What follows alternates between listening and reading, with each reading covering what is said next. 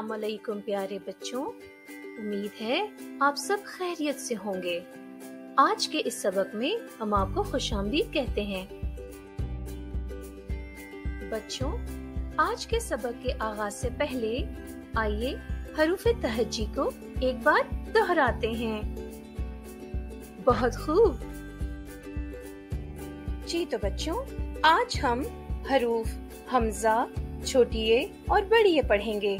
हमजा की आवाज अ, छोटी ए और बड़ी ए की आवाज य होती है।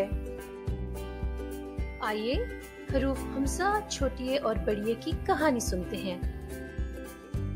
यासिर आपकी तरह बहुत प्यारा बच्चा था और उसे पढ़ने लिखने का बहुत शौक था। एक दिन याकूब चचा अपने बेटे यूसुफ के साथ यासिर के घर आए। यासिर और यूसुफ सारा दिन योयो के साथ खेलते रहे। योयो और साइकिल पर खेलते हुए शाम हो गई।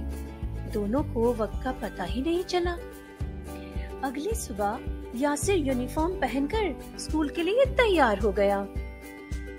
कमरे से निकलकर देखा कि दादा जान यखनी पी रहे हैं जो कि अब्बू लाए थे। यासिर तैयार हुआ और घर के बाहर दरख्त के साए में खड़े यक्का में बैठकर स्कूल चला गया। यासिर को अचानक याद आया कि उसने तो घर का काम किया ही नहीं। यासिर बहुत डर गया कि अब उसे अपनी टीचर यास्मीन से बहुत डांट पड़ेगी। टीचर ने जमात में आते ही घर के काम से मुतल्लिक पूछा, लेकिन यासिर ने टीचर को सब सच बता दिया, जिससे वो बेहद खुश हुई।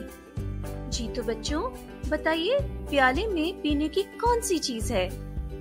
शाबाश, यखनी।